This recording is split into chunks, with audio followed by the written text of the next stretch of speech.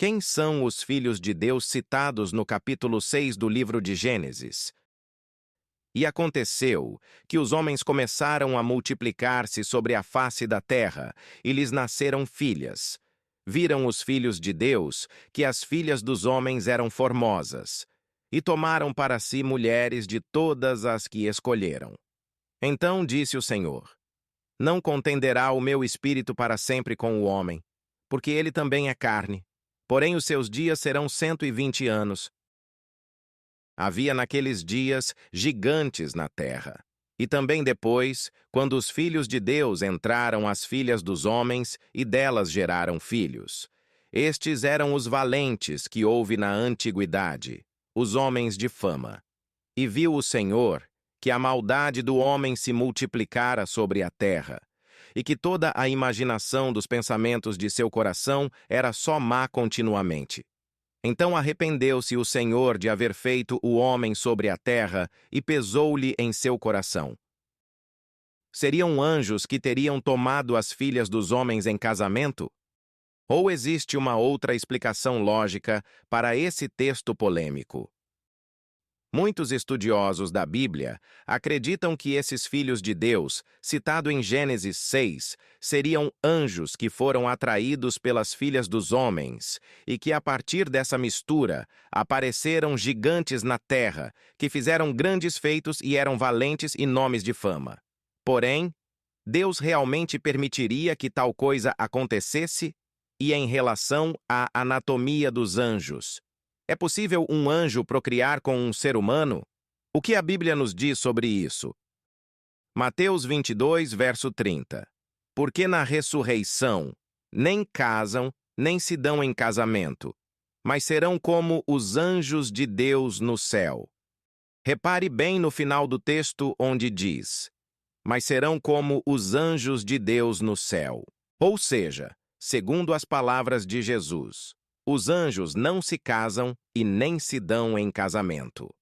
Vamos agora refletir um pouco usando o pensamento lógico. Sabemos que o ser humano não foi-lhe dado a capacidade de voar, e por mais que ele tente e queira tal coisa, não consegue e nunca conseguirá voar usando apenas o próprio corpo, sem a ajuda de equipamentos externos. Agora, em relação aos anjos, sabemos que não foi concedido a eles a capacidade de reprodução. É um dom que Deus deu aos seres humanos e, por mais que algum anjo queira se reproduzir como os humanos fazem, não poderá jamais, pois está além da sua capacidade que foi dada por Deus. Outro pensamento lógico seria o seguinte: se ao ser humano no geral não é permitido ver aos anjos o tempo todo, sabemos que eles estão por aí, porém são invisíveis aos nossos sentidos. Se Deus não permite que vejamos livremente aos anjos, quanto mais permitiria a eles descer à terra e tomar mulheres em casamento, tendo filhos com elas. Sabemos que para tudo Deus impôs um limite. Mas então, quem eram esses filhos de Deus que a Bíblia cita em Gênesis 6? Para nos ajudar, vamos ler uma passagem em Gênesis 4, versículos 25 e 26, que diz: Novamente Adão teve relações com sua mulher, e ela deu à luz outro filho, a quem chamou Sete, dizendo: Deus me concedeu um filho no lugar de Abel, visto que Caim o matou. Também a Sete nasceu um filho, a quem deu o nome de Enos. Nessa época, começou-se a invocar o nome do Senhor. Repare que no último verso vem falando que Sete teve um filho, e nessa época começou o nome do Senhor a ser invocado sobre a terra, ou seja, a partir de Sete e sua descendência. O nome do Senhor começou a ser invocado, novamente, pois sabemos que Caim não tinha zelo pelo nome do Senhor, e Abel, que era zeloso, foi morto por Caim. Resumindo, todas as evidências apontam que a partir da descendência de Sete, o nome do Senhor começou a ser invocado por ela, sendo assim a descendência de Sete, foram chamados os filhos de Deus, pois eram obedientes à sua lei. Gênesis 6, versículo 4. Havia naqueles dias gigantes na terra, e também depois, quando os filhos de Deus entraram as filhas dos homens, e delas geraram filhos. Estes eram os valentes que houve na antiguidade, os homens de fama.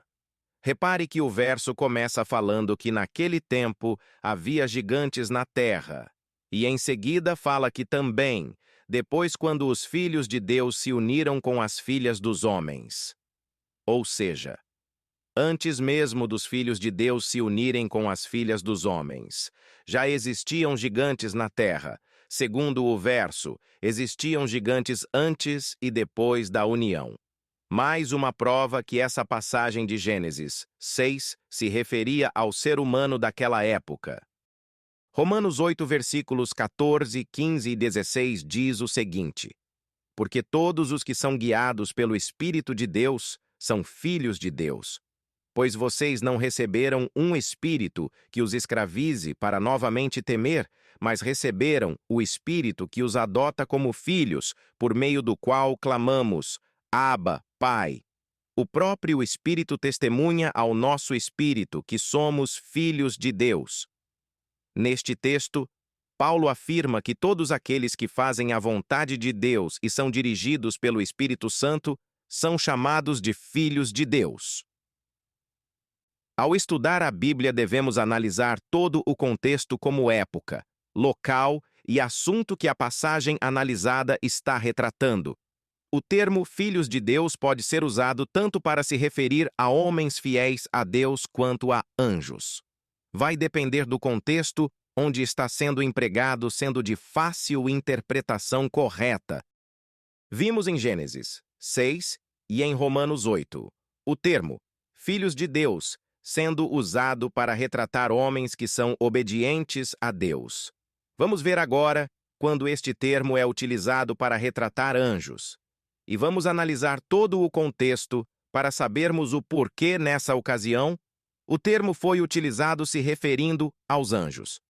Jó capítulo 1, versículos 6 e 7 nos diz: E num dia em que os filhos de Deus foram apresentar-se perante o Senhor, foi também Satanás entre eles. Então o Senhor disse a Satanás: Donde vens? E Satanás respondeu ao Senhor e disse: De rodear a terra e passear por ela. Vemos aqui nessa passagem que os filhos de Deus foram se apresentar perante o Senhor, provavelmente para apresentar relatório ou algum outro evento. Sabemos que esse evento não se passa na terra, pois quando Deus pergunta de onde Satanás está vindo, ele fala que veio lá da terra e de rodear por ela. Pelo texto, então, vemos que essa reunião não ocorreu na terra, e sim na própria presença de Deus. Sabemos que homem algum viu a Deus. Portanto, isso já exclui a possibilidade dos filhos de Deus citados no texto de Jó terem sido homens. Sendo assim por lógica e interpretação de texto, esses filhos de Deus citados em Jó eram anjos que foram se apresentar perante a presença de Deus Todo-Poderoso.